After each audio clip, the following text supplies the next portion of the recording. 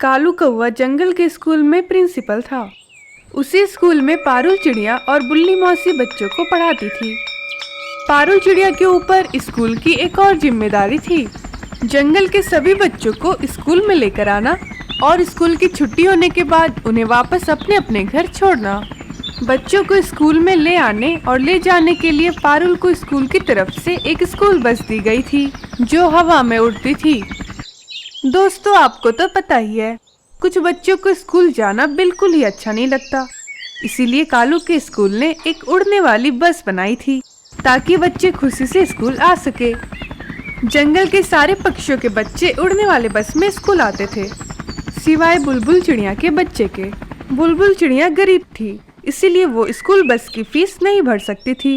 वो हर रोज अपने बेटे बंटी को पीठ पर बिठाकर स्कूल छोड़ने के लिए आती थी। माँ, मुझे भी उड़ने वाली स्कूल बस में जाना है। मेरे सारे दोस्त मुझे गरीब गरीब कहकर चिढ़ाते हैं। माँ, आप स्कूल बस की फीस भर दो ना, ताकि मैं भी उड़ने वाली बस में जा सकूं। तुम्हारे दोस्त सही कहते हैं, हम सच में बहुत गरीब हैं। हमारे पास उतने पैसे नहीं है बंटी बेटा। अब चलो, स्कूल के लिए देरी हो रही है। बुलबुल अपने बेटे बंटी को अपने पीठ पर बिठाकर स्कूल की तरफ निकल पड़ती है। कालू के स्कूल में बच्चों को बहुत अच्छे अच्छे लेसन सिखाए जाते थे, जैसे कि शिकारी पक्षियों से कैसे बचना है, अपना खाना खुद कैसे ढूंढना है, अपने पेरेंट्स की मदद लिए बिना हवा में कैसे उड़ना है। बुल्ली मौसी, पारुल चिड़िया और कालू कौवा तीनों मिलकर बच्चों को बहुत अच्छी तरह से सब कुछ सिखाते थे। कहने को कालू स्कूल का प्रिंसिपल था, लेकिन स्कूल का मालिक एक चील था जो बहुत लालची और गुस्से वाला था। अगर कोई बच्चा स्कूल की फीस टाइम पर ना भर पाए तो वो उसे स्कूल में नहीं आने देता था। गर्मियों की छुट्टियां अब खत्म हो चुकी थी और फिर से स्कूल शुरू हो गया था। पहले ही दिन कालू ने बच्चों को सूचना दे दी। बच्चों, अब गर्मियों की छुट्टियां खत्म हो गई है और आज से रेगुलर स्कूल शुरू हो गया है। आज से सारे बच्चे स्कूल रोज आएंगे। आज जितने भी बच्चे स्कूल आए हैं, मैं उनके ऊपर एक जिम्मेदारी सौंप रहा हूँ कि आज जो भी बच्चे एब्सेंट है उन्हें जाकर बता दो कि कल से रोज स्कूल आना है। जो भी बच्चा कल से रेगुलर स्कूल नहीं आएगा तो उसे फाइन लगेगा। आप सबको बात समझ में आ गई ना? जी सर। अरे हाँ, मैं एक और बात बताना तो भूल ही गया। आज से स्कूल का नया साल शुरू हो गया है, तो कल स्कूल आते समय स्कूल की फीस जरूर लेते आना। और सब बच्चे स्कूल आते समय नया यूनिफॉर्म पहनकर आएंगे और पढ़ाई के लिए जो जो सामग्री लगती है वो भी बाजार से जाकर खरीद लेना। कालू की सूचना सारे बच्चों ने सुन ली और सारे बच्चे बहुत खुश भी हो गए, क्योंकि उनको कल एक नया यूनिफॉर्म पहनकर आना है और पढ़ाई के लिए अच्छी अच्छी सामग्री मिलेगी। लेकिन बुलबुल चिड़िया का बच्चा बंटी कालू प्रिंसिपल की बात सुनकर बहुत ही मायूस हो जाता है, क्योंकि उसको पता था कि वो गरीब है और उसे हर साल की तरह इस साल भी पुराना यूनिफॉर्म ही पहनना पड़ेगा। बाकी के सारे बच्चे नए नए यूनिफॉर्म पहन कर आएंगे और बंटी को चिढ़ाने लगेंगे। स्कूल की छुट्टी हो जाती है। सारे बच्चे स्कूल की उड़ने वाले बस में बैठकर घर आ जाते हैं। बंटी भी अपनी माँ के पीठ पर बैठकर घर आ जाता है। माँ, आज से स्कूल का नया साल शुरू हो गया है, तो आज प्रिंसिपल सर ने सारे बच्चों को यह सूचना दी है कि कल स्कूल आते समय नया यूनिफॉर्म पहनकर आना है और पढ़ाई की नई सामग्री खरीद कर लेकर आना है। माँ, चलो ना, हम बाजार जाकर आते हैं। आप मेरा एक नया यूनिफॉर्म ले दीजिएगा, क्योंकि मेरा पुराना यूनिफॉर्म बहुत जगह से फट चुका है। बंटी की माँ बुलबुल चिड़िया कुछ नहीं बोलती। माँ, क्या हुआ? आप चुप क्यों हो? कुछ तो बोलो ना माँ। चलो ना माँ, हम बाजार जाते हैं। बंटी बेटा, मुझे माफ कर दो। इस साल भी तुम्हें तुम्हारा पुराना यूनिफॉर्म ही पहनना पड़ेगा। हमारे पास उतने पैसे नहीं है बेटा।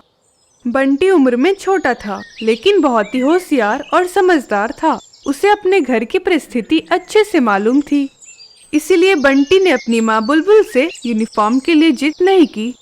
ठीक है माँ, कोई बात नहीं, मैं मेरा पुराना यूनिफॉर्म ही पहनकर स्कूल चला जाऊंगा। लेकिन प्रिंसिपल सर ने एक और सूचना दी है कि आते समय स्कूल की फीस लेते आना है। तभी वहाँ पर गौरी कव्वी अपने बेटे के साथ आ जाती है। अरे बुलबुल, क्या कर रही हो? चलो हम बाजार जाकर आते हैं, बच्चों के लिए यूनिफॉर्म जो लेना है। गौरी कव्वी को बुलबुल चिड़िया की परिस्थिति के बारे में पता था, लेकिन फिर भी वो जानबूझकर बुलबुल को साथ चलने को कह रही थी।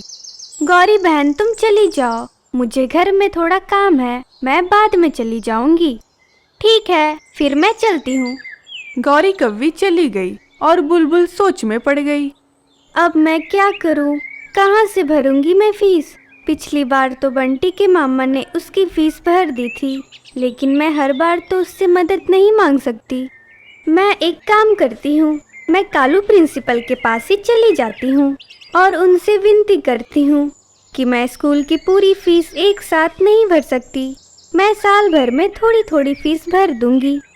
बंटी बेटा, मैं थोड़ा बाहर जाकर आती हूँ, तब तक तुम घर पर ही रहना, अकेले कहीं पर बाहर मत जाना, मैं जल्दी घर वापस आ जाऊंगी। ठीक है माँ।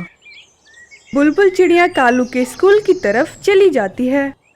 कालू प्रिंसिपल अपने कैबिन में ही था। बुलबुल प्रिंसिपल के कैबिन में आ जाती है। अरे बुलबुल बहन, अंदर आ जाओ, बताओ कैसे आना हुआ। बुलबुल चिड़िया अपनी सारी सिचुएशन कालू कौवे को बताती है। बुलबुल बहन, मैं तुम्हारी सारी परिस्थिति के बारे में जानता हूँ। तुम्हारा बेटा बंटी स्कूल में सबसे होशियार है। तुम एक काम करो, तुम बंटी की फीस साल भर में कभी भी थोड़ा थोड़ा करके भर सकती हो, और बंटी के नई यूनिफॉर्म का खर्चा मैं स्कूल से भर दूंगा। कालू और बुलबुल की यह सब बातें बुल्ली मौसी चुपके से कैबिन के बाहर से सुन रही थी। आपका यह एहसान मैं जिंदगी भर नहीं भूल पाऊंगी। अब मैं चलती हूँ, बंटी घर पर अकेला है, आपको तो पता ही है, जंगल में शिकारी पक्षी घूम रहे हैं। तुम चिंता मत करो, तुम निश्चिंत होकर घर चली जाओ। जैसे ही बुलबुल कैबिन के बाहर आने लगती है, बुल्ली मौसी वहां से उड़कर सीधा चील के पास आ जाती है, जो उसी स्कूल का मालिक था। अरे बुल्ली मौसी, आइए, कहिए आज अचानक से कैसे आना हुआ? जी सर, क्या बताऊं आपको, स्कूल में आपके गैर हाजिरी की वजह से आपके पीठ पीछे कालू कौवे ने स्कूल को धर्मशाला बना दिया है। बुल्ली मौसी, आप ये क्या बोल रही हो? सीधा सीधा बताओ, क्या चल रहा है स्कूल में? अरे सर, वो कालू कौवा आपके पीठ पीछे खुद को स्कूल का मालिक समझ रहा है। वो अपने मन मर्जी कुछ बच्चों की फीस को माफ कर रहा है और उनके यूनिफॉर्म का खर्चा स्कूल की तरफ से कर रहा है। क्या ये सब क्या चल रहा है मेरे पीठ पीछे? चलो, मैं अभी स्कूल आता हूँ आपके साथ, मैं खुद ही कालू कौवा से पूछता हूँ। हाँ हाँ चलिए, मैं क्या झूठ बोल रही हूँ, आप खुद ही चल के कालू कौवे से पूछ लेना। बुल्ली मौसी और चील स्कूल में आ जाते हैं। कालू अपने कैबिन में ही था। जैसे ही चील और बुल्ली मौसी कैबिन में आ जाते हैं, कालू चील को देखकर उठकर खड़ा हो जाता है। अरे सर, आप आइए, आज अचानक से स्कूल में कैसे आना हुआ? अब क्या मेरे स्कूल में आने के लिए मुझे किसी से परमिशन लेनी पड़ेगी? ये स्कूल मेरा है और मैं स्कूल का मालिक हूँ। मैं जब चाहूँ यहाँ पर आ सकता हूँ, मेरी मर्जी। अरे सर, आप तो बेवजह ही गुस्सा हो रहे हो, मैं तो ऐसे ही पूछ रहा था। सुना है तुम मेरे पीठ पीछे अपनी मर्जी से ही स्कूल चला रहे हो। आप कहना क्या चाहते हो सर? मैं कुछ समझा नहीं। तुम्हें क्या लगता है मैं स्कूल में नहीं रहता तो तुम मेरी गैरहाजिरी में तुम खुद को स्कूल का मालिक समझ रहे हो? मुझे घर बैठे बैठे हर रोज सारी खबर मिलती रहती है कि स्कूल में क्या चल रहा है। अरे सर, आप ऐसा क्यों कर रहे हो? मैंने ऐसा क्या किया?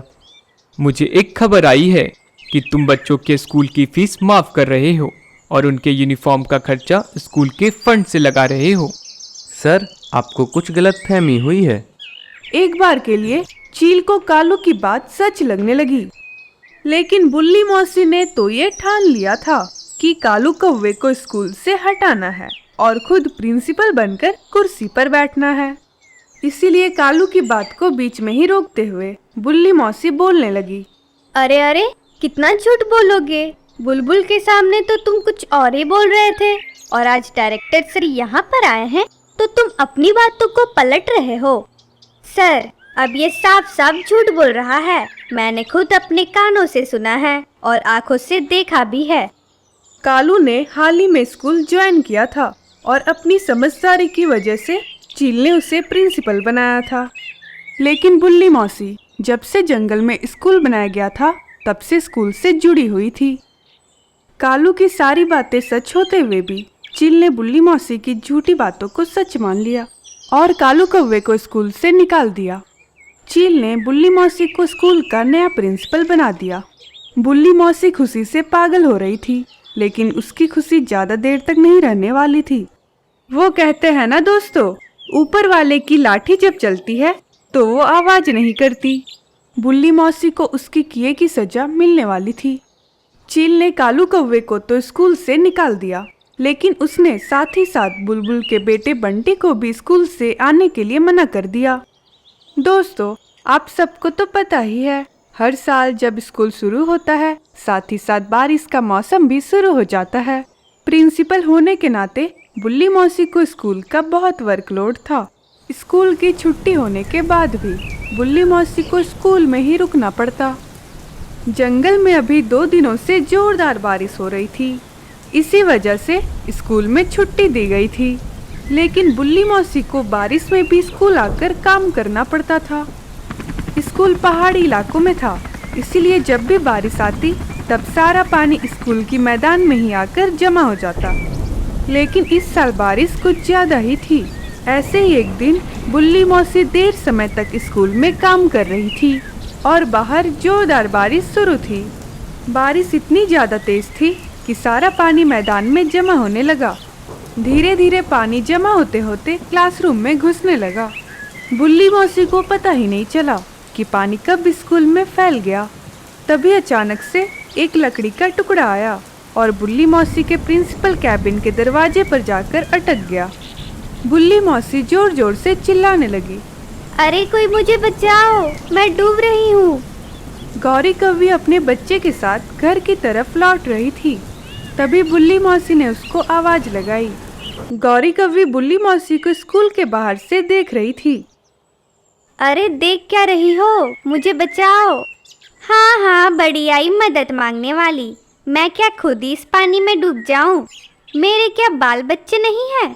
हटो, मैं तो चली अपने घर। ऐसा कहकर गौरी अपने बच्चों के साथ चली जाती है। स्कूल के बाहर से बुलबुल चिड़िया अपने बेटे बंटी के साथ अनाज लेकर घर की तरफ लौट रही थी। बंटी ने बुल्ली मौसी की आवाज़ सुन ली। अरे माँ, लगता है कोई मुसीबत में फंस गया है। चलो, हमें जाकर देखना पड़ेगा। जैसे ही दोनों आवाज़ की तरफ चले गए, उन्होंने देखा बुल्ली मौसी कैबिन में फंस गई है। अरे बुलबुल चिड़िया, देख क्या रही हो, मुझे बचाओ। हाँ हाँ बुल्ली मौसी, मैं अभी आपको बचाती हूँ। बुलबुल चिड़िया बुल्ली मौसी को बचाने की कोशिश करने लगी, परंतु लकड़ी निकालने में वो असफल रही। रुको बुल्ली मौसी, मैं किसी और को मदद के लिए बुलाकर लाती हूँ। बुलबुल ने कालू कौवे और उल्लू को बुलाकर लाया। तीनों ने मिलकर वहां से लकड़ी हटा दी। बुल्ली मौसी कैबिन से बाहर आ गई और उनकी जान बच गई। तुम्हारा बहुत बहुत शुक्रिया बुलबुल चिड़िया, तुमने खुद की जान दांव पर लगाकर मुझे बचाया है। अगर तुम ना होती तो मैं इस पानी में डूब ही जाती।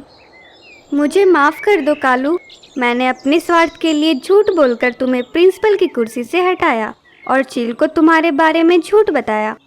कोई बात नहीं बुल्ली मौसी, आपको आपके किए का पछतावा हो रहा है, यही काफ़ी है। चील ने ऊपर से सारी बातें सुन ली और बुल्ली मौसी को माफ़ कर दिया। चील ने एक फैसला ले लिया कि हर गरीब बच्चों की फीस को माफ़ कर दिया जाएगा और उन्हें फ्री में पढ़ाया जाएगा।